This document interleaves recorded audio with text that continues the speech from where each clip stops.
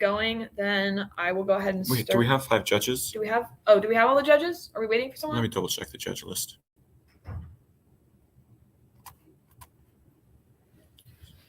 How old? Yeah, I think we have Okay. Lindsay, Joseph, Amy. If anybody thinks someone is not here, please let me know. But I think we're probably good. Yeah. Okay. All right. In that case, let's get started. Oh, I don't have the res in doc brief, but significantly increases. Yeah. Okay. Just audible it to me. All right. I'll go ahead and start time. Now, the resolution is that the United States federal should significantly increase its military involvement in Ukraine. Background: 1. The Azov Battalion is a neo-Nazi far-right all-right volunteer-based regiment founded in 2014 in the major out of neo-Nazi groups within Ukraine. There are over 900 people in the battalion as of 2020.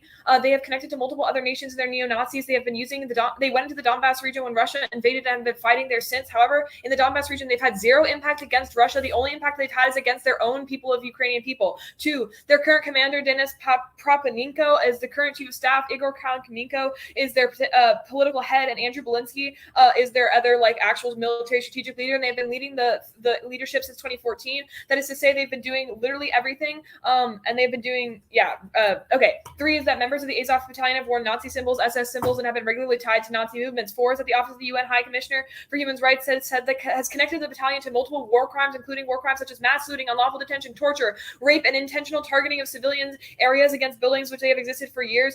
They used the Crimean War in 2014 as an excuse to do more violence in the region, and they're doing it again right now. Plan: the United States federal government to significantly increase its military involvement in Ukraine by using the U.S. military special forces to assassinate Denis Propaninko, Andrew Belinsky, Igor Kalminko, of the Azov Battalion. Plan happens through normal means. The USFG uses JSOC and the Joint Special Operations Command, which is the best way for U.S. soldiers to get the best training to do the AF. Solvency: 1. There is no other major leadership positions than Azov. They have been led the battalion for the entirety of its creation. Assassinating these 3 would fundamentally destroy the leadership structure and prevent people from organizing and being able to carry out violent actions. There is no current structure within the battalion for replacement of leadership if they die. Little AZ, especially because they're in the middle of the war and surrounded by in Mariupol right now, if we do the AF, they will have no time to regroup and not be able to continue to carry out their violence because they always follow the really strict hierarchical orders of the people above them. 2, the U.S. is the intel group in the SCO, which is released last week that we have time and intel on Ukraine and Russian troop movements as well as Azov. 3, this is a significant increase in military involvement in Ukraine. U.S. has not put boots on the ground in Ukraine yet. By doing the affirmative,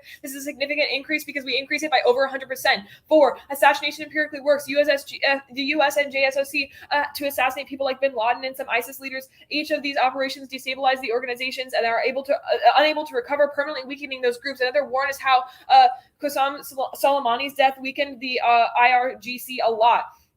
5 is that special forces are covert. They are skilled at not giving any sign that they are coming or that they are there, such as Bangladesh in 1993 and the Balkans in the late 90s. The only reason we know about these things is that there's a 15-year declassification process. The little A is that they don't escalate action. The Balkans, the U.S. Marine Spec Ops did not trigger a wartime response. Advantage 1, uniqueness 1. The Azov Battalion is gaining support in the SCO because the Russian invasion of Ukraine has led to further increases of military nationalism and support in the ground. The little A is that Facebook literally lifted their ban on the group because Facebook is trying to side with Ukraine, which has allowed the group to now start recruiting more Nazis. 2, the Azov is used to due to their unique charismatic leadership and organization style, specifically the 3 leaders we have listed, because they're so popular, they're able to recruit people from Brazil, Italy, UK, France, Greece, Scandinavia, Spain, Croatia, etc., and over 20 other countries. They are part of the international web of neo-Nazis in the countries. Little A is that they're trying to create splinter cells in countries, most notably Croatia and Brazil. The 3 point is that despite plans from the U.S.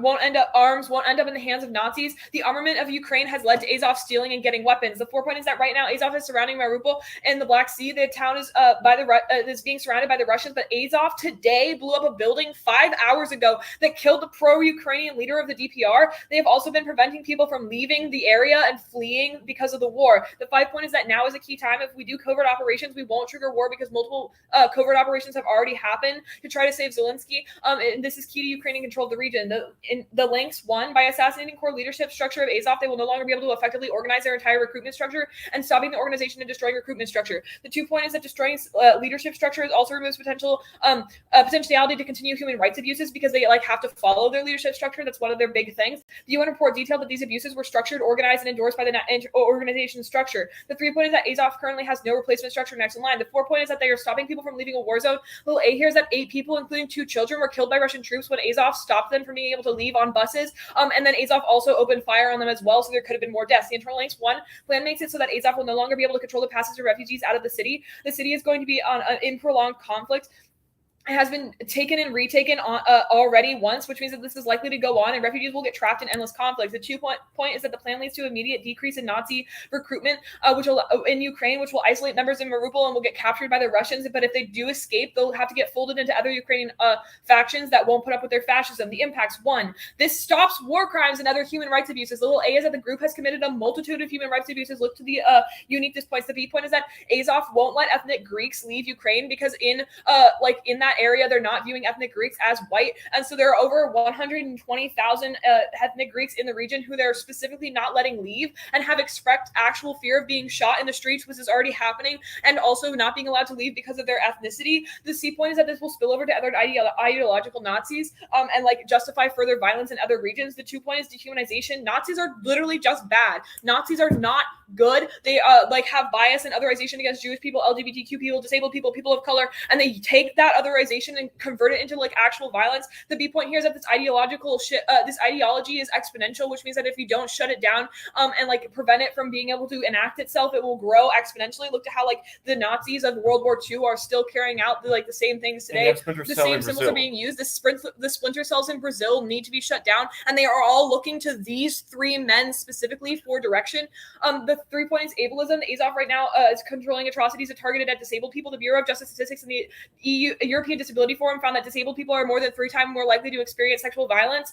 The B point is that specifically Azov is targeting disabled people because they think it's funny or something, which is incredibly dehumanizing. The 4 point is that harming those already in a war zone is particularly bad because it's preying on the weak. Underview, policy is good. 1, pragmatism is good. Fiat is a good tool for imagining the future. The little A is that the real world, you have to be able to convince people that your idea is a good idea, and the only way we do that is by imagining a world in the future where something solves. The switch side debate solves for things like problematic underlying ideologies and generating because we have to argue for certain things. So if you have to argue for or against bad ideologies, that teaches you how to understand them and convince people out in the real world whether or not they're bad, which means you wear impacts. 2 is particularism is good. It teaches us about the world outside ourselves, regardless of foreign policy still happens. We can't just sit in the ivory towers. Talking about underlying conditions means that we have no intervention when fascism starts killing people. Particularism means that you get good action from a bad actor and garner understandings of policy that allow for better things like criminal justice reform. This is also the internal links to resolving for politics of purity. That's 3 point is coalition building. You have to understand things outside your own identity. Coalition build.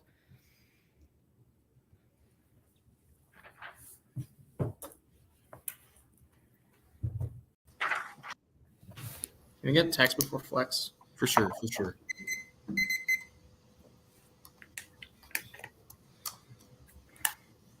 Where is that document?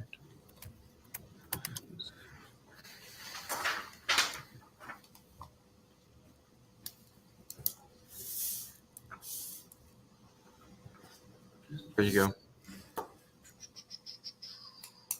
Cool. Yeah.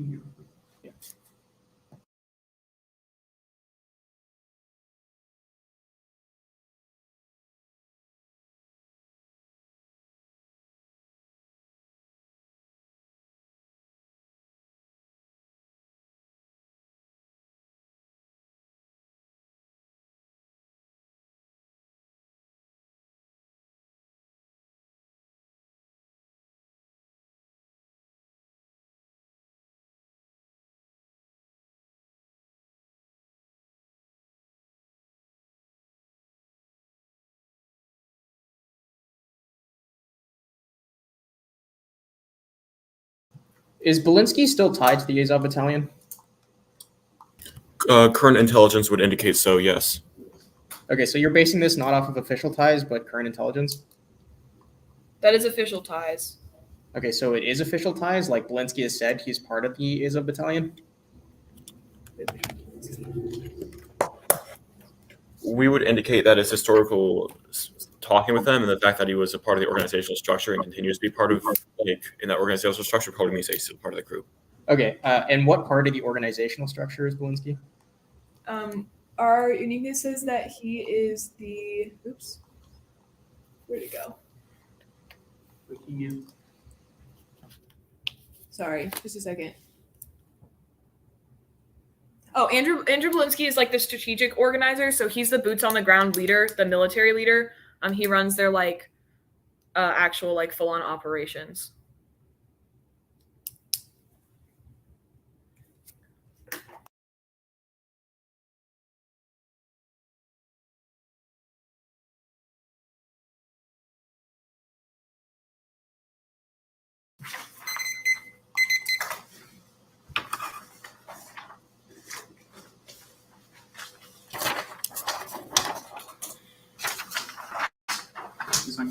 Yeah, read the highlighted part. I'll give you another thing about. Just the highlighted part. Yeah. Okay. It's gonna be 4 off. Oops. It's gonna be 4 off.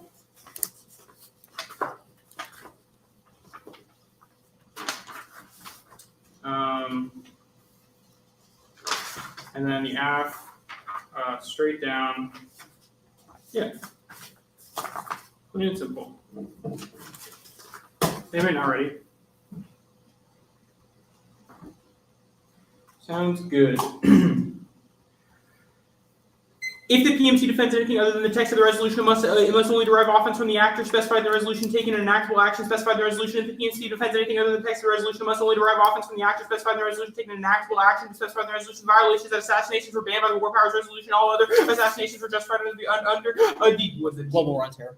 Global war on terror. This means absent declaring war on Ukraine, assassinations cannot occur. The first enactability of the AR is enactability essentially key to having any form of anger on class in a world where the debate is no longer about the topic but about the plan. Clear. We have to be able to generate specific offense about what happens on the plan. If the plan does nothing, we're never able to get any links or just as the argument that around is that enactability is key to around a framing of the debate, i.e. that it's key to being able to generate any educational discussion because if the AF does nothing, we're not able to discuss the voters going to be jurisdiction, i.e. no jurisdiction to vote for the affirmative in the world. If the plan does nothing, it's also voted for fairness, which is key to having any access in the round. It's also voted for education, which is key as the only around impact is occurred because we need to be able to understand the rules of the game before we play. Whiman means they fiat declaring war on Ukraine. But yeah, Whiman means they fiat declaring war on Ukraine. This is a priori because anyway. Next off, the affirmative may not garner offense off of a covert action. The affirmative may not garner offense off of a covert action. The violation of the ARI covert action is in there. Specific spikes on the solvency page. The first thing is going to be grounded. The ground is necessarily terminally debunked in a world where nobody knows what the plan happens. The entire core in this literature base is specifically going to be whether or not how other countries react in a world where Putin has been posturing this entire time and asking for no other Western involvement indicates that this completely skews the entirety of the negative, which terminally skews any form of a negative engagement with terms of France, but also a negative class is uniquely key for it. This is going to be you can cross by the voters. This one's off here because we need to be able to send the parameters of the topic before we're able to have a debate about it. On to this side. First is that U.S.-China relations are stable. The areas that, despite posturing tensions, have cooled. The areas that Biden has excluded Chinese medical products from a tariff and authored a joint statement on cooperation on climate change, as well as ended an attempt to ban TikTok and WeChat. This area that China has accepted 81 goods from one of their tariffs. The second is that Russian invasion has tanked Chinese and Russian relations. The areas that on February 4th, China and Russia declared no limits to their friendship and struck deals on oil and gas. The areas invasion tanked these relations. China condemned it 4 days ago and expressed concerns about the potential escalation. Also called for national sovereignty to be respected. These areas that China believes that Russia is acting alone and is unjustified in doing so. The links of the plan proves that Putin is justified to Beijing. The argument is that Putin has cited NATO unwillingness to disarm and prevent Ukraine membership as reasons for invasion. The plan causes Putin's fears of NATO encroachment military power to be proved true. The allies China behind Russia as acting justly against the West. The second link is that this causes China to support Russia against NATO. The argument that Ukraine is not a deal breaker for China with Beijing back and calls for NATO to hold eastward expansion prior to invasion. The argument before the announcement, Beijing claimed that the U.S. and NATO provoked the invasion and reiterated Russian justification justification for war this year. This indicates that China's condemnation is tied to the international response itself, not concern for Ukraine. This means that the plan pushes China back over the brink, proving that Putin's narrative causing China to back Russia. The impact is that China invades Taiwan. The area of China in retreating to Russia will first strike U.S. out of fear of NATO encroachment. China believes the plan gives NATO the justification to expand its power and military and will military reunify the area of the China sees Taiwan as the only way to stop encroachment or to try to stop NATO. The security commitments causing nuclear retaliation, which causes extinction through radiated wind patterns. The second impact is China backing Russia causes the escalation of the conflict. The areas of Chinese backing signals to NATO that Ukraine will fall. NATO has to respond by escalating. This leads to a miscalculation, a higher propensity for miscalculation. Next, this is war. The first is that Russia is invading Ukraine. Even cross-fly, there are arguments in the second that Russia has indicated any external intervention will result in nuclear war. The areas of talks are coming now. Multiple instances of talks between Russia and Ukraine have resulted in agreements like safe evacuation and quarters of the U.S. pledge not to intervene. Biden has been consistent on this, and Harris echoed this on Thursday. DC argued that Russia puts nuclear forces on high alert and stated that any NATO attempt threatens nuclear retaliation. He threatens that states are arming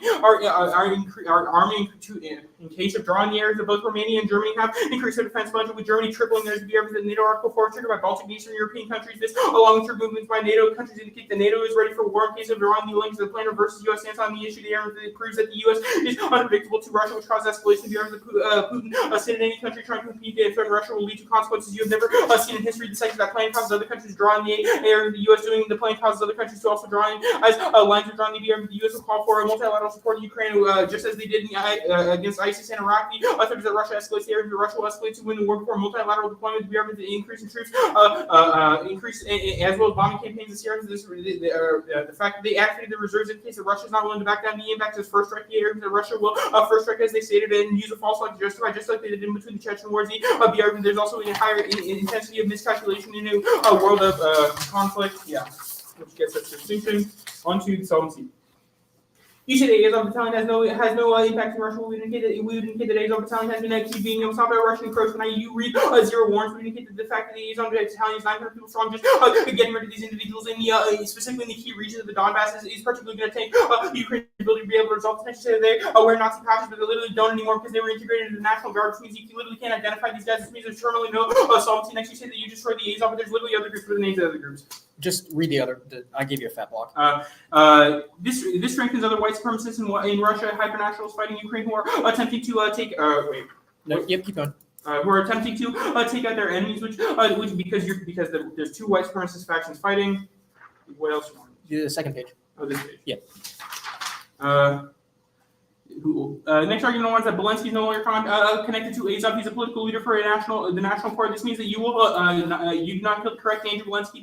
This does not stop white supremacy. There are too many groups: National Assembly, National Guard, right sector, National Wing. Second, this causes realignment around other groups. Third, that the political wing is not stopped. This means the reorganization around political parties occurs. The fourth is that other individuals fill in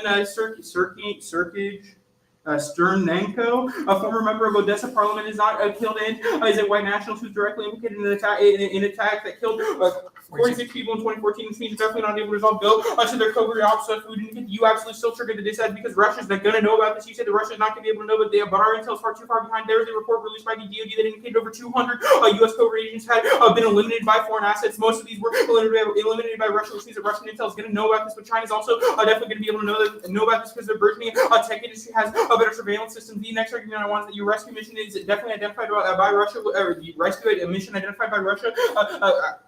Russia identified that the rescue mission that was proposed would still cause war, which means that any incursion definitely causes the dissent, but also we indicate that Benghazi indicates that you found that the U.S. isn't actually that good at covert operations, particularly in keeping it secret, but also we would indicate the GOP is definitely just going to take responsibility. Lindsey Graham literally tweeted that we should assassinate Putin.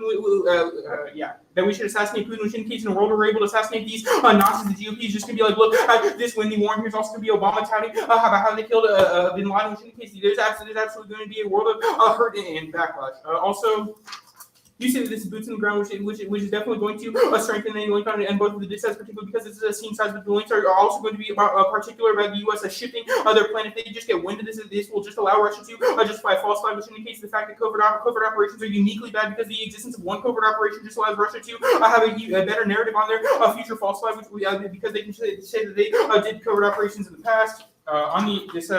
No, on the impacts, you definitely embolden other groups. I.e., just killing one group, it just leads people to other groups. It also proves their narratives that they're being targeted, and that white people are minority, which just leads to more Nazism writ large. Texts.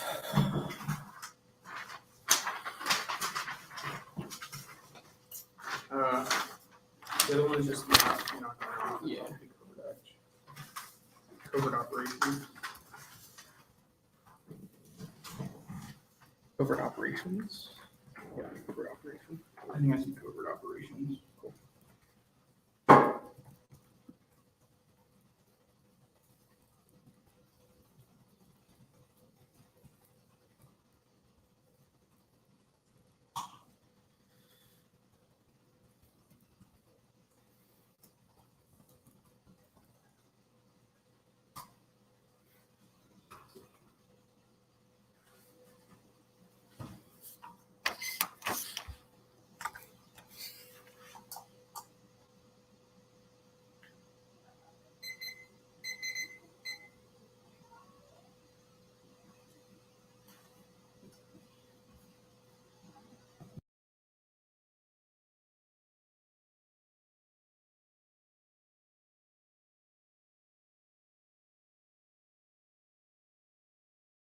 You can ask questions if you feel Really like it. quickly, can you guys just like explain to me the impacts of the second DA?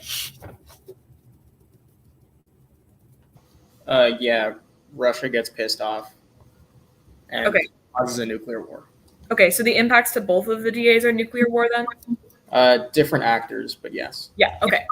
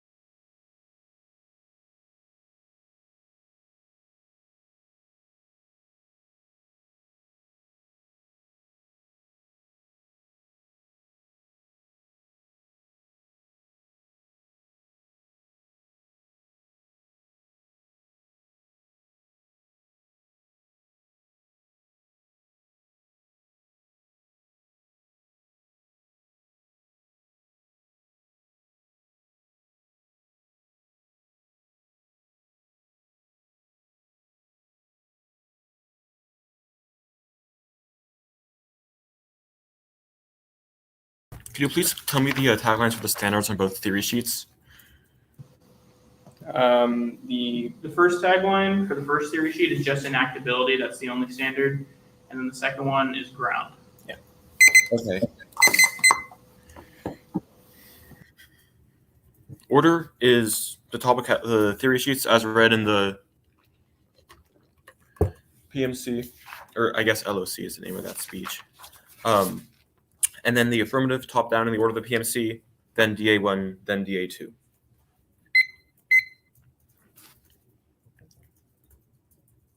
Is anybody not ready? Okay.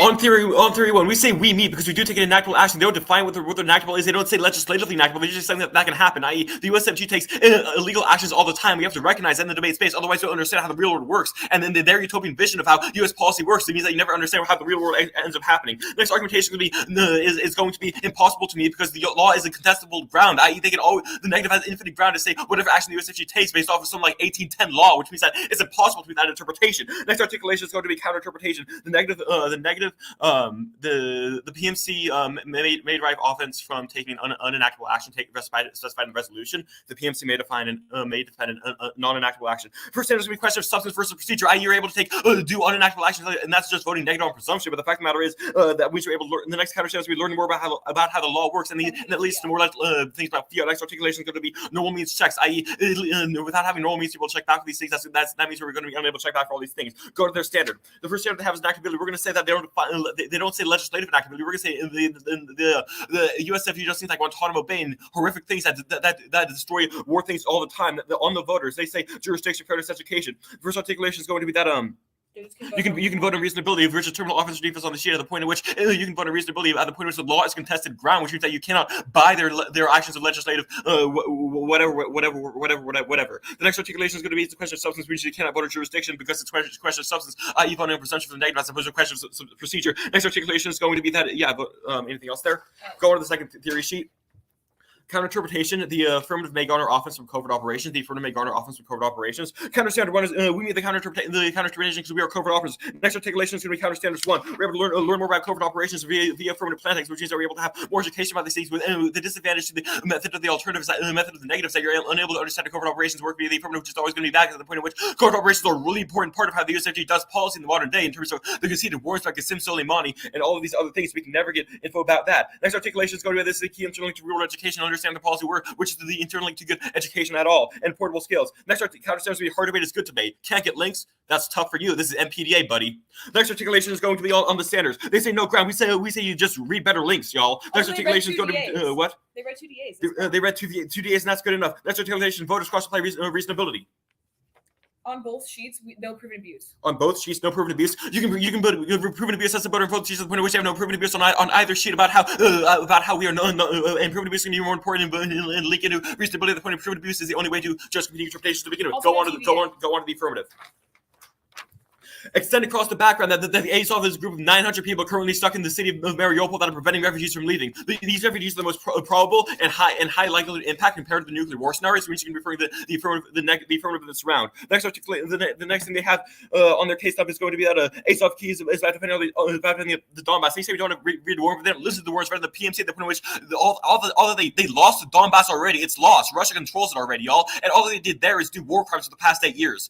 They're just they were good there anyways, and they were defending Mariupol. Then Mariupol got surrounded. They're just taking L's all over the place. The only thing they're doing is killing refugees, and that's bad. Next articulation is going to be that they say key region Donbass. No, I already answered that. The next thing is that the strength of the white supremacist groups. We're going to indicate that they don't specify which white supremacist groups in Russia and Ukraine, which always indicate for the specificity of the affirmative at the point which we've had or a comparison about how they're uniquely key to all these different things in terms of how they're uniquely key to recruitment cells and all these different things. The next articulation they have is that Zelensky is no longer connected, but at the point at which they have, we're running a risk that he's still connected. At the point at which just going into the political sector doesn't mean you're not a Nazi anymore. That's how it works. The next articulation is going to be that means that hand washing, they're able to say neo-Nazi politicians are no longer Nazi in the United States, which is always going to be just simply not true. They say no stop white supremacy. At the point at which that he is still in Mariupol with the rest of the Azov battalion. Yeah, that's still going to be bad.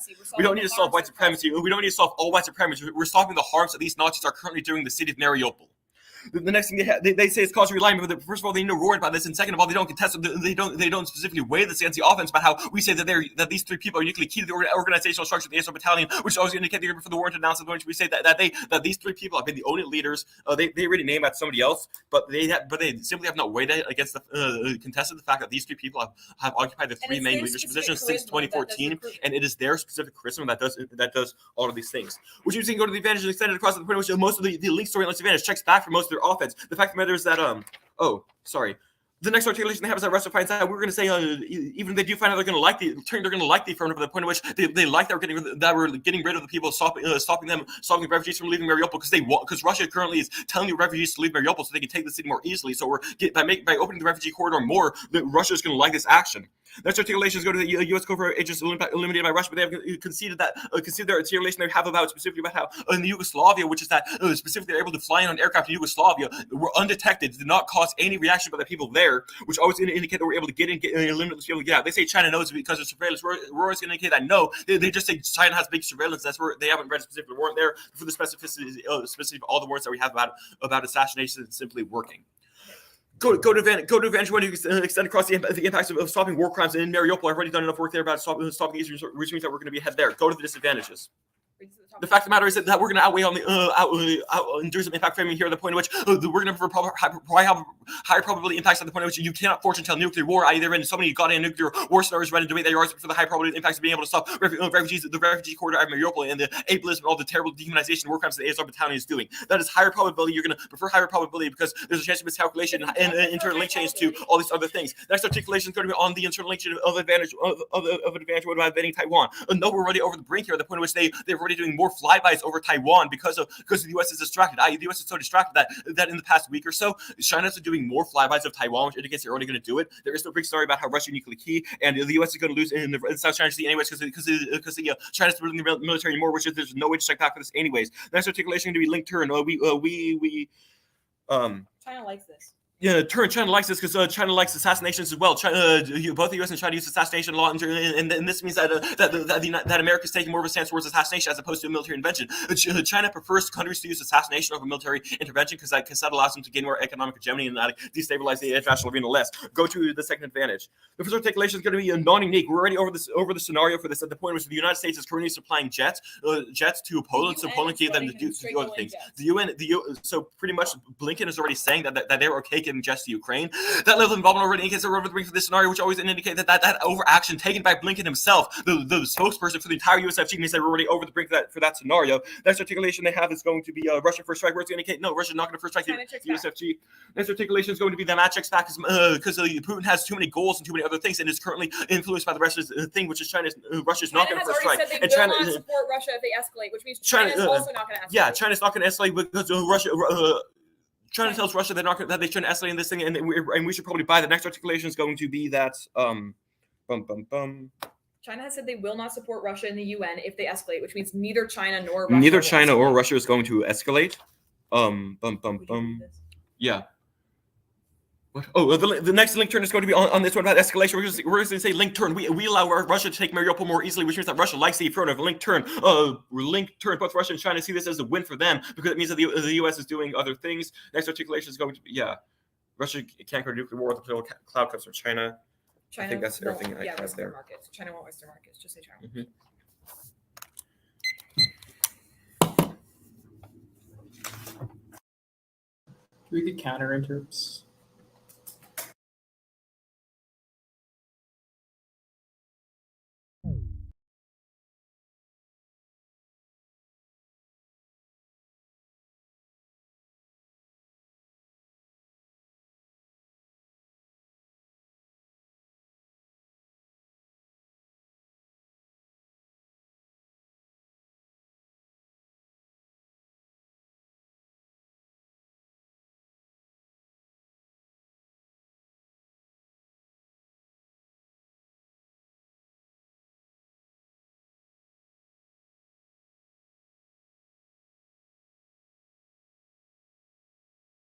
Starting flex.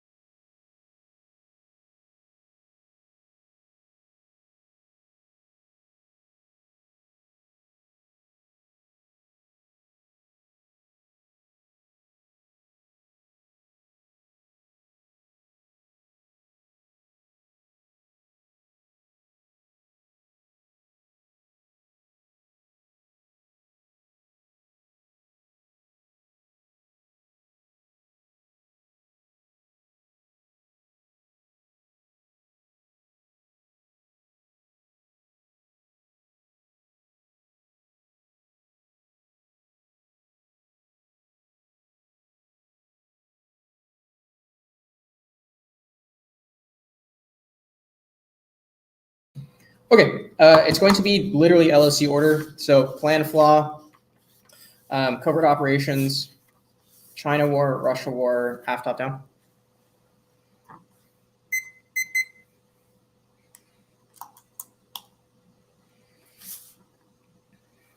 Anybody not ready? Fantastic.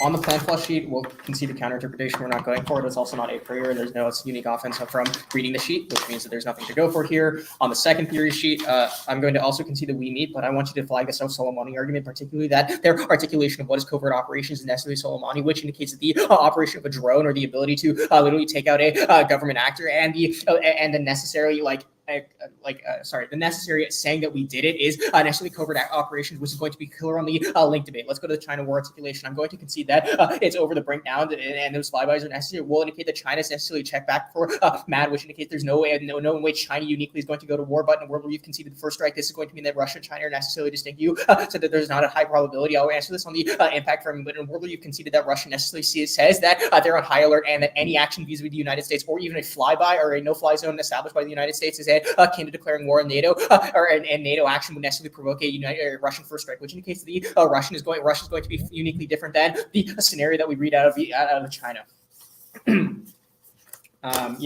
China's not going to invade Taiwan. That's fine. Let's go to Russia.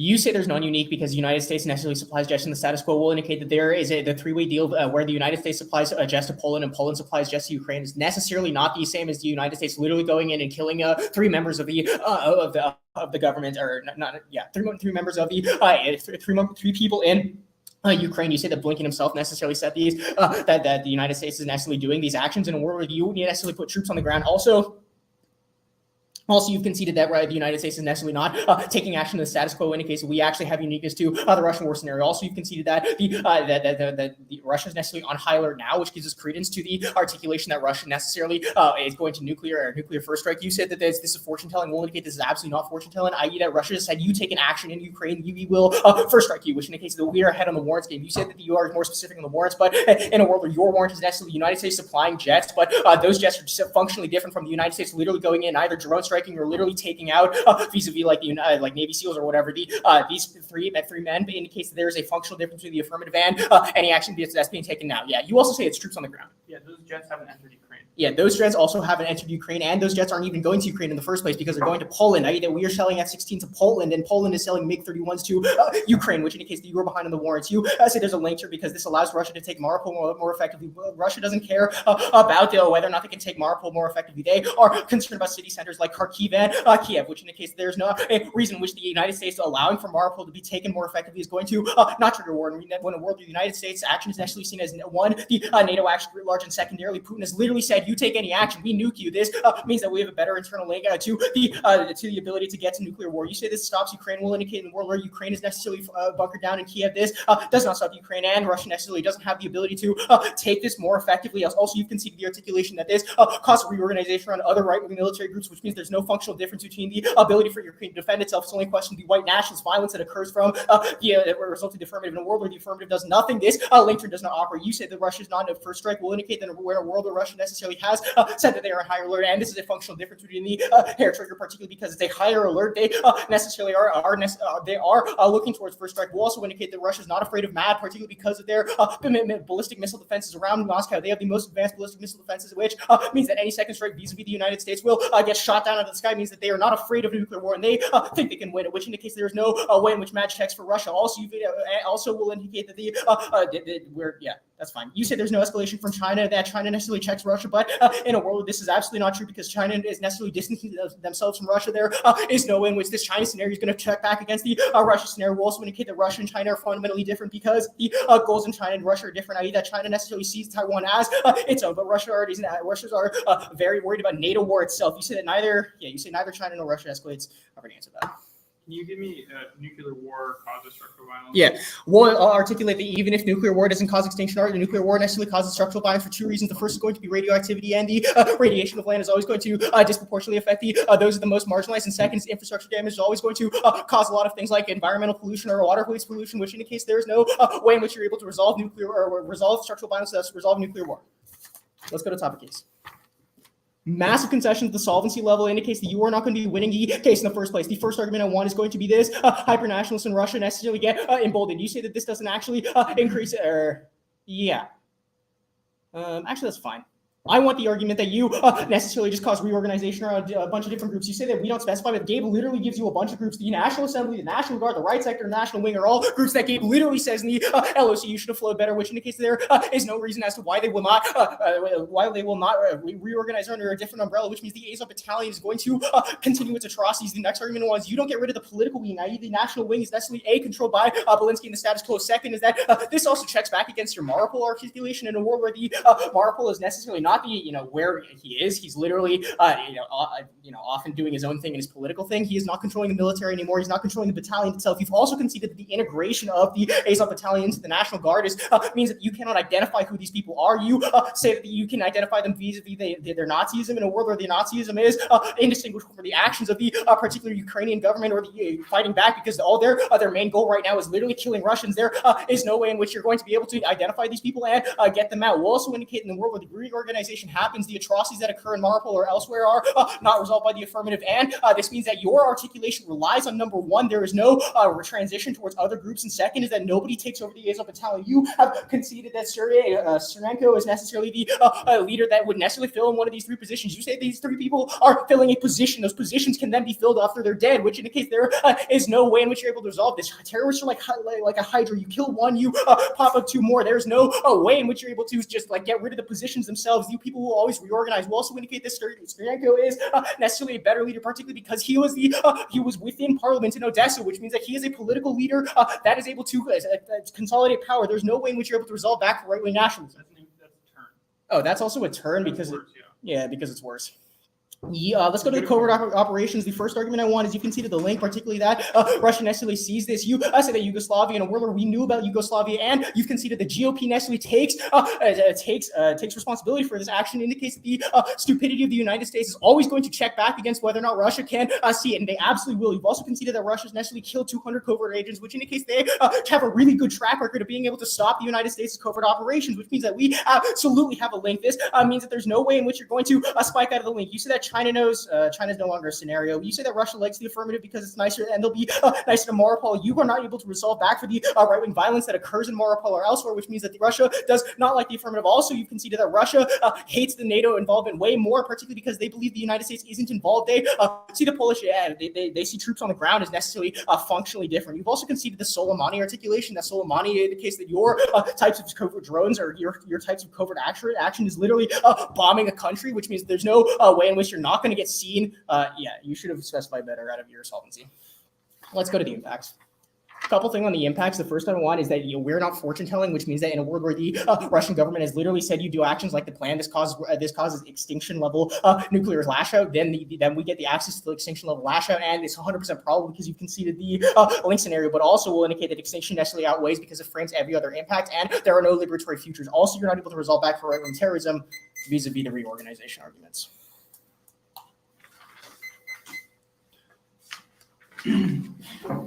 Okay, it's going to be, I'm going to start with impact framing, and then we're going to go to the disad and then the af, starting just like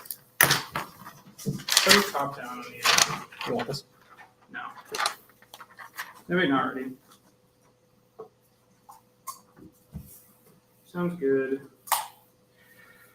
At the end of the round, you're definitely voting with negative for Oregon jail because too many concessions about the specific warrants on the dissad. We're going to do some impact weighing first. We're going to say the magnitude is always going to come first for a couple reasons. First is that it determines the importance of probability. Even if the probability is necessarily high in a world where something is highly probable low magnitude, we don't necessarily care about this, which indicates that you have to be able to consider magnitude at all. But the second is that there's a cognitive bias against magnitude in the first place. Either we literally can't conceive of something like extinction, so we just ignore it anyway, which indicates that we always have to prioritize extinction first before we can have any sort of accurate impact calculus. But the third is that the extinction, if we all die, this literally precludes any world where we're able to resolve all of white supremacy, which indicates that we're never able to resolve your impacts in a world of extinction. But the fourth is that this also causes an increase, that our impacts scenario also causes an increase in structural violence, so that magnitude operates on multiple layers, which indicates that magnitude is always going to come first. But fifth is that probability is also just a sort of chance calculus, whether or not something might happen, which is much much less verifiable. But the fact that nuclear war is going to kill us all is 100% verifiable, which indicates you should prefer magnitude. But the sixth articulation is going to be the multiplier effect. In a world where they've conceded too much about how we're all going to die in a nuclear war, it indicates that you always have to prioritize this, because even if there's no chance that it's happening, a risk of the link indicates that you always vote negative. Let's go to the dissad property. This key point is going to be this risk of a link. They've conceded too much of the specific warrants about covert actions, i.e. that one, the killer is going to be Soleimani. They say killing Soleimani was a covert action, and we literally talked about it in front of the press right after we did it, because we were proud to indicate this will definitely happen. But they've also conceded too many of the specific links about how how this gets talked about, i.e. that Russia literally knows where all of our covert agents are because they can kill them at will, but also specifically that the GOP will definitely take responsibility, which means that 100% this triggers the link on the dissent, which means that we have a risk of a link. We all die. This is the easiest way to resolve your ballot. The only things I have to clean up are going to be three arguments on the dissent. The first and the third are going to be the supplying Jet's articulation as well as Matt. These are both defensive arguments, which indicates that they don't take out the risk of a link. But also, Alex has done a pretty good job against Matt. I.e. that Russia is literally will literally use things like false flags. So this is the only other argument is going to be this link to that Russia necessarily likes it. But this, you can see the specific warranted analysis about how a world where we do covert options, Russia knows about this. Just leads to them being able to have a better narrative for their false flags. It's always increases the likelihood of war because they have a better sort of narrative to be able to resolve, which you entirely conceded. This is going to outweigh them like caring about the Azov battalion when they realize that they have the perfect narrative. Yeah. They've also said any NATO troops triggers war.